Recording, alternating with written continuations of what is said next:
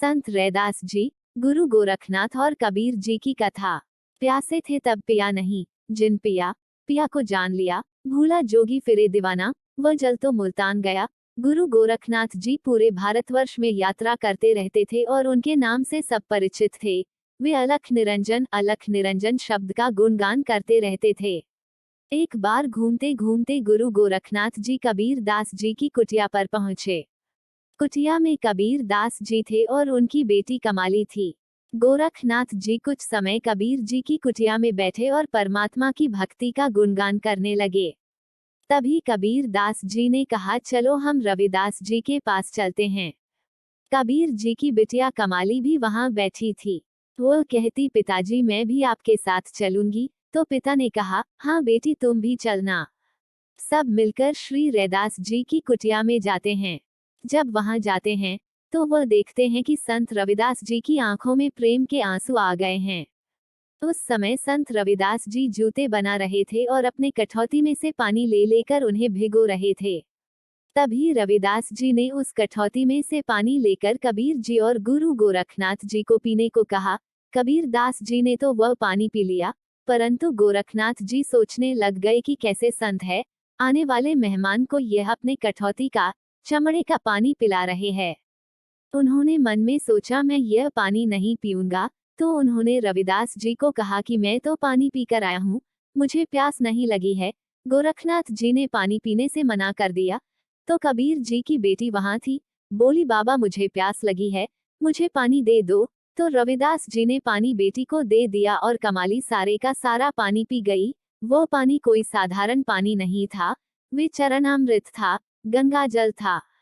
कबीर दास जी और उनकी बेटी वापस अपनी कुटिया में चले गए और गुरु गोरखनाथ जी वापस भारत भ्रमण पर निकल पड़े। कुछ समय बाद कमाली की शादी मुल्तान में हो गई। काफी समय बाद एक दिन गोरखनाथ जी घूमते घूमते मुल्तान पहुंचे। उस समय मुल्तान भारतवर्ष में आता था, जो इस समय पाकिस्तान में है, और मुल्तान में पहुंचकर गोरखनाथ जी आवाज लगा रहे थे, अलख निरंजन अलख निरंजन अलख निरंजन। गुरु गोरखनाथ जी के हाथ में खप्पर था। गुरु गोरखनाथ जी ने कहा, कोई ऐसा है जो मेरी इस खप्पर को भर देगा, मैं उसी के घर भोजन ग्रहण करूंगा। जैसे ही कोई उसमें राशन डालता था तो वो खप्पर सारा राशन खा जाता था। लोगों ने खप्पर में बहुत राशन डालने की कोशिश की, लेकिन सारा राशन तुरंत खाली हो जाता। सारे राजा रईस उस खप्पर को भरने में असमर्थ रहे। कमाली ने जब यह सुना तो पति से कहा, आप उन सिद्ध बाबा को बुलाइए, हम अपने घर पर उन्हें भोजन कराएंगे। इस पर उसका पति बोला, जो काम बड़े बड़े राजा रईस ना कर सके, वह मैं साधारण व्यक्ति कैसे करूंगा, अतः मैं तो उन्हें निमंत्रण नहीं दूंगा। कमाली के बहुत कहने पर पति गोरखनाथ जी को बुला लाए।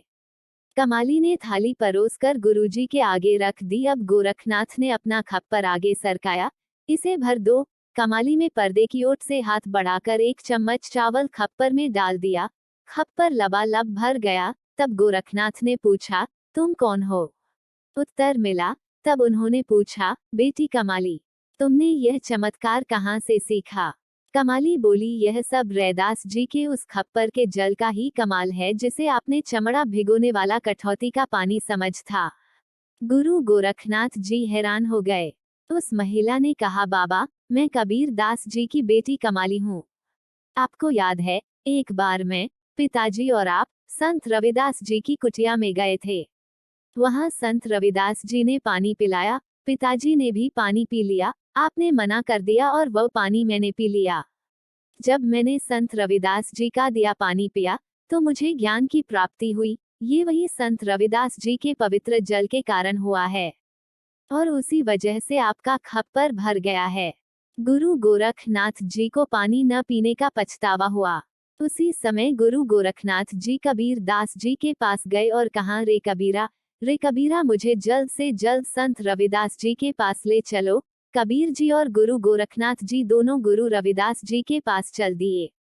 अभी संत रविदास जी ने दरवाजा खोला और कबीर जी और गुरु गोरखनाथ जी गुरु रविदास जी के पास जाकर बैठ गए। गोरखनाथ जी इंतजार करने लग गए कि आज हमें पानी कब पिलाएंगे। हारकर गोरखनाथ जी कहते हैं कि मुझे पानी पिलाइए, मैं पानी पीना है। तभी संत रविदास जी कहते हैं, जब पिलाते थे तब पिया नहीं, जिन पिया वह जान गया। उन्होंने कहा, अरे गोरखा, हम तुम्हें उस दिन पानी पिला रहे थे, तुमने पिया नहीं, परंतु जिसने पिया उसने परमात्मा को जान लिया, वो पानी अब मुल्तान गया। गुरु गोरखनाथ जी ने कहा, धन्य है आप। सबने रैदास जी को श्रद्धा पूर्वक नमन प्रणाम किया।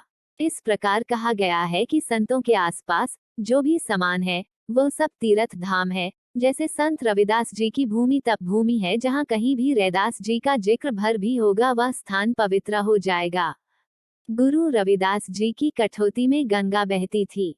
धन्य है गुरु रविदास जी।